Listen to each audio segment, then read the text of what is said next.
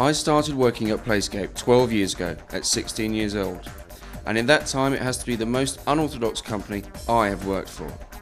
The pay is poor, the hours are long, and the conditions are inhospitable, but staff turnover has remained remarkably low over the years.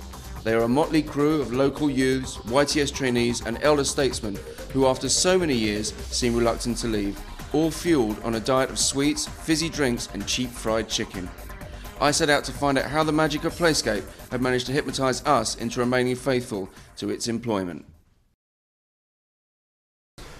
What's my name? My name is Marcus Francis. My name is Martin Howell. What's my name? My name is Christopher Howley. My name is Paul Bird. What's my name? It's M. Vermeer. My name is Scott Ryan. What's my name? Joseph Yudu. My name's Marlon Dedrick Lamonius. Went to Playscape, asked them about how we could start racing and that, and they just offered us a job. I got the job through a friend actually, the mechanic, Marlon. I just turned up, came in, and because I knew Chris from school, he's a good friend of mine, he gave me a good word, and ever sorted me out. I got my job at Playscape. My mum saw it advertised at a kebab shop in Clapham. When you're driving the cars, that wakes you up. You've got the breeze going in your face. Well, I like working at Playscape because we have a good laugh, good crack, taking a piss out of each other. You could have a serious argument at home, or something's really got you down. As soon as you walk through the door, you'll have some of the people you've worked with for years, which are just characters, yeah, and they'll just bring a smile to your face. You know they're going to come out with something funny. Yeah, you're allowed to turn up to work pissed. Martin is all right. He's a bit grumpy sometimes. Martin. I prefer to think of myself as, if you like, a pivotal focal point for everybody who works within the company. I've had my ups and downs with him and stuff. Obviously working with someone so long, you're bound to, but he's a nice guy. He's done me nothing wrong. Yeah, he's okay. I think they've all managed now to look at me as, you know, in two roles, you know, as a sort of friend, father figure possibly, and then as, if you like to use your words, the boss. I'd say you're one of the best bosses I've ever worked for in my life, you know what I mean? A bit tired, but you know what I mean?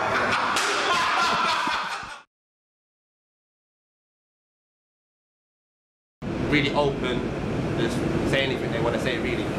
They're kind of on my level, they're funny, we can have a laugh and stuff like that, although that's not what I'm actually here to do. We've got that relationship. Everyone's just close together here, isn't it? That's just how it is here. We're very close. They may feel very close to each other, and I hope they do. I mean, for years I've always built up, and you see it on all of our websites and all of the, and a lot of the publicity we do. Join the team. The worst part of the job for me is the long days. I've done 7 in the morning and got in my house at 1 o'clock next morning, basically. How did my partner feel about that? Basically, she was asleep, so she didn't. I don't really know. We talk about Paul Bird. As you know, I get my dick out and stuff like that. I love doing that. We say how strange he is. Well, the last time I'd done it was in my house last night.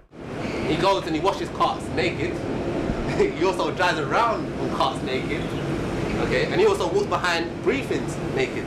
That's why he's so strange. I did. Now, we just talk about how gay people are here, because everyone's that works here, they're all male, so everyone just jokes about that, really. We all know everyone's not gay. If they're not going to be acting gay when they first come in the door, I'll convert them. What you do, you break them in, you just do it gradually. Well, me, Marlon and Scott usually pin them down and pretend to shake them. You know, Martin actually acts gay as well sometimes, you know. Well, he just puts his hand on us, like, on our leg and stuff, mucking around sometimes as well, so he could be just as bad. It's kind of evolved through the times, you know what I mean? Something little has evolved in something big, like the gay, like, it's like, you know what I mean? That I don't even know where that comes from. Well, we had a guy called Nathan who used to work here, and he was a definite ginger beer. And what we'd actually refer to as a train, and we'd actually go up behind him and do that.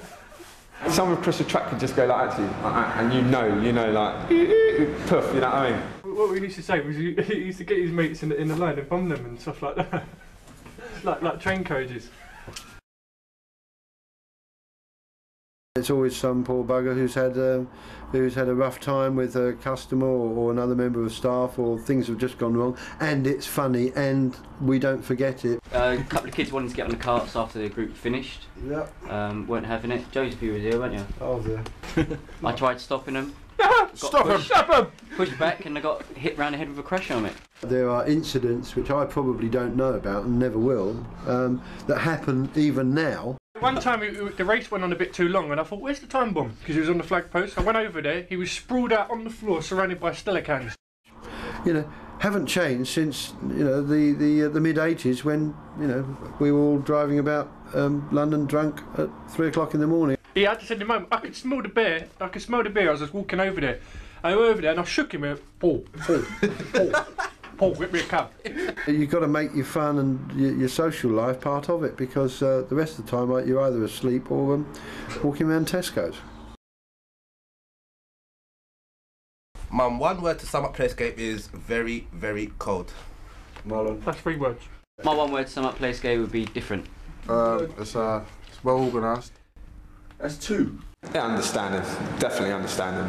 In my case, I don't know about anybody else. In my case, definitely understanding. I'd say Playscape was slamming. My one word to sum up Playscape would be alright.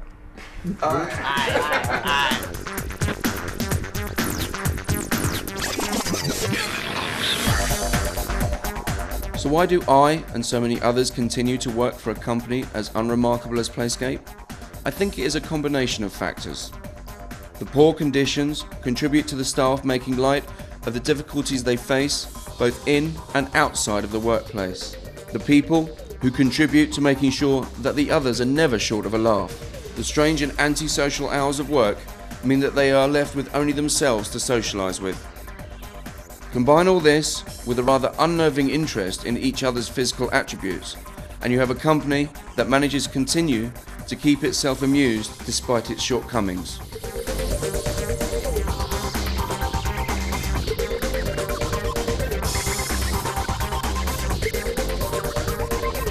Come and get your chips and beans.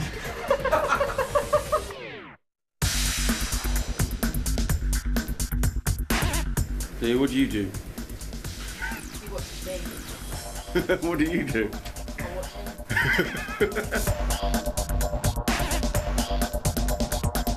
I'm the boss of this. You're not the king of me.